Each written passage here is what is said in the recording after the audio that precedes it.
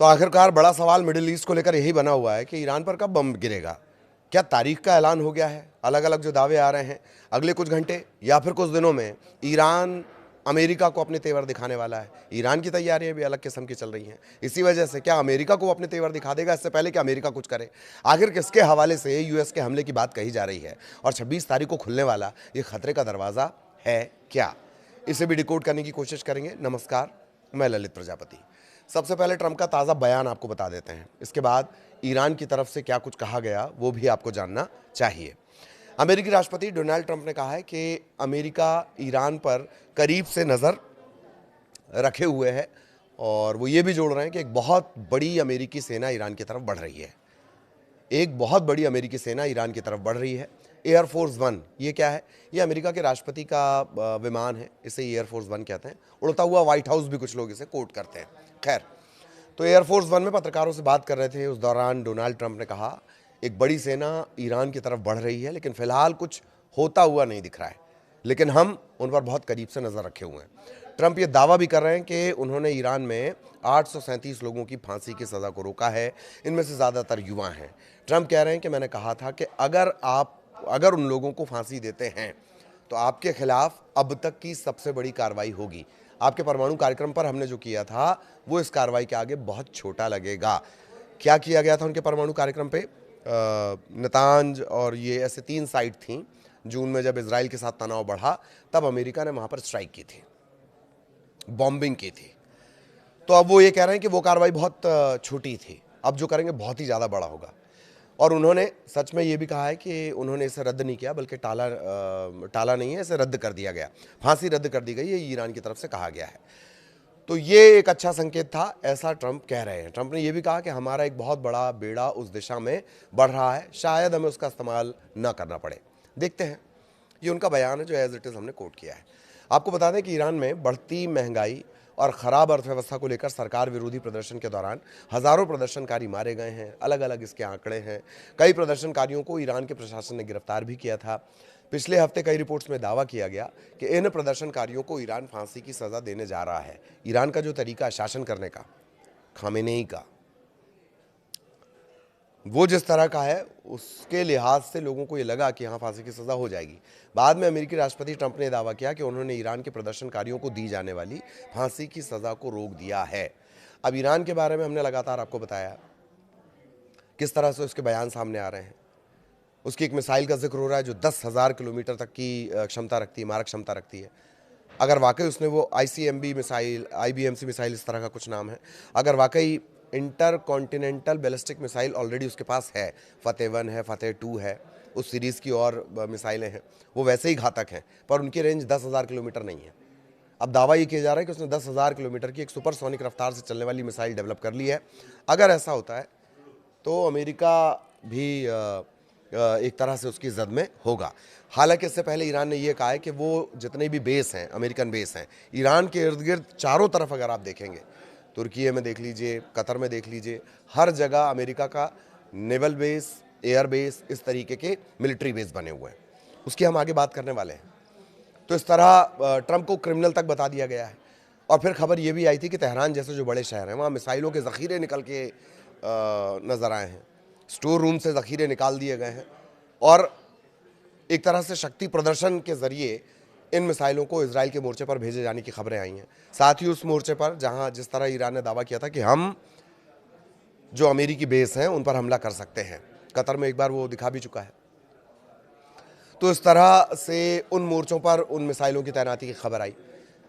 Khamenei के bunker में underground होने की बात भी सामने आई। यानी ईरान की तरफ से लगातार आक्रामक एक्शन देखने को मिल रहा है। अब 2 दिन पहले की एक और खबर जान लीजिए। मिडिल ईस्ट में बढ़ते तनाव के बीच पूर्व अमेरिकी सेना अधिकारी हैं और विदेश नीति के विशेषज्ञ हैं डैनियल एल डेविस। उन्होंने एक सनसनीखेज दावा कर दिया। उन्होंने कहा कि इस महीने की 26 तारीख के आसपास ईरान पर अमेरिका और इजराइल के संयुक्त सैन्य हमले का खतरे का द्वार खुल सकता है। खतरे का द्वार खुल सकता है, डेविस ने कहा है एक न्यूज एजेंसी से बात करते हुए। हालिया अमेरिकी नौसैनिक तैनाती, ईरान में जारी विरोध प्रदर्शन और पेंटागन के अंदरूनी घटनाक्रमों का हवाला देते हुए वो ये दावा कर रहे हैं कि सैन्य कार्रवाई की संभावना तेजी से बढ़ रही है। ट्रंप प्रशासन के तहत ये अवसर न केवल क्षेत्रीय युद्ध को भड़का सकता है। ट्रंप प्रशासन क्यों कोट कर रहे हैं? क्योंकि ट्रंप का तरीका ऐसा है। तो ना सिर्फ ये युद्ध के खतरे को बढ़ाएगा, संभावना को बढ़ाएगा, बल्कि पूरे मिडिल ईस्ट को अस्थिरता की आग में झोंक सकता है। पूर्व अमेरिकी सेना अधिकारी ये तक कह रहे हैं कि ईरान के खिलाफ संभावित अमेरिकी इजराइल सैन्य हमलों के लिए खतरे की खिड़की, खतरे का द्वार इस महीने की 26 तारीख के आसपास खुल सकता है। आगे हम बताएंगे, एक बड़ी तैनाती भी हुई है लिंकन की, उस पर एक वीडियो आप देख सकते हैं, हमारे सहयोगियों ने वो वीडियो बनाया है विस्तार से। तो ये खतरे की खिड़की है क्या, खतरे का द्वार है क्या? डेविस ने यह भी कहा है कि ईरान में कुछ जानकार सूत्रों से और हाल ही के दिनों में अमेरिकी रक्षा विभाग जैसे जो कई और डिपार्टमेंट हैं जो डिफेंस से जुड़े हुए हैं, उनसे बातचीत के आधार पर यह जानकारी मिली है कि इस महीने यानी 26 जनवरी के आसपास नौसेना मौके पर मौजूद होगी और ऐसी स्थिति में होगी जहां से वो वास्तव में कुछ भी कर सकती है। डेविस बार बार खतरे के द्वार का जिक्र कर रहे हैं जो अटैक पॉइंट की तरफ इशारा करता है। साउथ चाइना सी में इस तरह की हलचल देखी जा रही है। साउथ चाइना सी में इस तरह की हलचल देखी जा रही है। यही वजह है कि ये इशारा माना जा रहा है युद्ध का। डेविस के मुताबिक अमेरिकी नौसैनिक संपत्तियां और लड़ाकू विमानों की तैनाती से संकेत मिलता है कि यदि कोई राजनीतिक निर्णय लिया जाता है तो वॉशिंगटन जल्द हमला करने में सक्षम हो सकता है। उन्होंने ये भी कहा कि सबूत इस बात की तरफ इशारा करते हैं कि संयुक्त राज्य अमेरिका और इजराइल दोनों एक ही दिशा में बढ़ रहे हैं। हालांकि उन्होंने चेतावनी दी कि जब तक बम गिरने शुरू नहीं हो जाते तब तक कभी भी कुछ भी बदल सकता है। पूर्व अमेरिकी सेना अधिकारी ये भी कह रहे हैं कि अमेरिका और इजराइल ने यह फैसला कर लिया है कि वे यही करना चाहते हैं और सबूत भी ये संकेत दे रहे हैं। जब तक मैं लेबनान के कोला एरिया में हूं और आप देख सकते हैं कितनी तबाही हुई है यहाँ। कि दोनों देश इस दिशा में बहुत आगे बढ़ रहे हैं। अब डेविस राष्ट्रपति ट्रंप का जिक्र कर रहे हैं। वो ये भी कह रहे हैं कि पदभार संभालने के पहले 12 महीनों में उनके कार्य के आधार पर मैं उन पर बिल्कुल भरोसा नहीं करूंगा। किस लिहाज से? कि अगर वो हमला कर दें। उन्होंने ये भी कहा कि ट्रंप ने सोमालिया, इराक, सीरिया, वेनेजुएला और यमन में हमले किए हैं। अब हो सकता है कि वो फिर से ईरान पर हमला करें। ये कहना अभी जोखिम भरा है कि ये सिर्फ दिखावा था, क्योंकि ये हमले दिखावे लायक नहीं थे। आपको बता दें कि अमेरिकी राष्ट्रपति डोनाल्ड ट्रंप ने ईरान में देशव्यापी सरकार विरोधी प्रदर्शन के बाद संभावित सैन्य हमलों की आशंका जताई थी, जो बढ़ती मुद्रास्फीति, आर्थिक कठिनाइयों, शासन के प्रति जनता के बढ़ते गुस्से से प्रेरित थे। ट्रंप ने ईरान के सर्वोच्च नेता अयातुल्ला अली खामेनेई के 37 साल के शासन को समाप्त करने का आह्वान भी किया था। ये भी कहा कि ईरान में नए नेतृत्व की तलाश का समय आ गया। हालांकि जो पहलवी हैं, जो अगेंस्ट में हैं और फिलहाल वो ईरान में नहीं है, यूएस में वो निर्वासित जीवन जी रहे हैं, उन्हें वो लीडर नहीं मानते हैं। इस तरह की बातें भी उन्होंने कही हैं। दूसरी तरफ अमेरिका मीडिया के सूत्रों के हवाले से ये जानकारी मिल रही है, अमेरिकी मीडिया सूत्रों के हवाले से जानकारी दे रही है कि पेंटागन ने कहा है कि वो दक्षिण चीन सागर में एक अमेरिकी विमान वाहक पोत स्ट्राइक ग्रुप को अमेरिकी केंद्रीय कमान सेंटकॉम के क्षेत्र में स्थानांतरित कर सकता है। इसमें मध्य पूर्व भी शामिल है। अब ये जो स्ट्राइक ग्रुप है, इसका मूवमेंट ये दिखाता है कि बात कोई छोटी मोटी नहीं होगी, या जाके एयर स्ट्राइक करके बम गिरा देना धड़ाम से, ये नहीं होगा। स्ट्राइक ग्रुप पूरी तरह सक्षम होता है। इस स्ट्राइक ग्रुप का एक केंद्र एक विमान वाहक पोत है, जिसे कम से कम एक हमलावर पनडुब्बी समेत कई युद्धपोतों का समर्थन प्राप्त है। अब इससे जुड़ी ताज़ा अपडेट जो ये आई है कि यूएसएस अब्राहम लिंकन विमान वाहक पोत जो है वो तय जगह पर पहुंच चुका है। इस बीच सीबीएस न्यूज़ ने अमेरिकी रक्षा विभाग के अधिकारियों के हवाले से बताया कि ट्रंप को इस्लामिक गणराज्य के खिलाफ इस्तेमाल किए जा सकने वाले सैन्य और गुप्त विकल्पों की एक विस्तृत श्रृंखला के बारे में जानकारी दी गई थी, जो पारंपरिक हवाई हमलों से कहीं आगे फैली हुई है। अधिकारियों के हवाले से खबर यह भी है कि एकीकृत सैन्य कार्रवाई, साइबर अटैक, मनोवैज्ञानिक अभियान, इन सब पर बहुत तेजी से काम किया जा चुका है। इधर अमेरिका ने मिडिल ईस्ट में अपने कुछ सैन्य अड्डों से अपने कर्मचारियों को निकालना शुरू कर दिया है।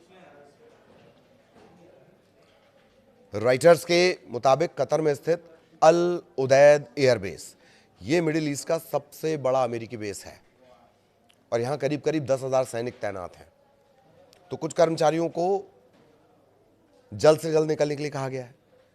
अब अमेरिकी अधिकारियों से अगर पूछा जाए कि ये क्या चेंजेस हैं, ये क्यों इनको कहा जा रहा है कर्मचारियों को निकलने के लिए वहाँ से, तो अमेरिकी अधिकारी जवाब दे रहे हैं कि पोस्चर चेंज है, मतलब तैनाती में बदलाव कर रहे हैं कि भाई कोई यहाँ डिप्लॉय है तो उसको उठा के वहाँ कर दिया, कोई वहाँ डिप्लॉय है तो उसको इधर कर दिया। ये तैनाती में बदलाव है, और ना कि कोई ये इवैक्यूएशन है, पूरा इवैक्यूएशन है, मतलब सारे सैनिकों को, कर्मचारियों को वहाँ से निकालना। इसका कारण साफ नहीं बताया गया, लेकिन इससे भी ईरान के साथ बढ़ते तनाव से जुड़ा हुआ माना जा रहा है। मिडिल ईस्ट सेंटकॉम में अभी अमेरिकी सैन्य मौजूदगी काफ़ी मजबूत है।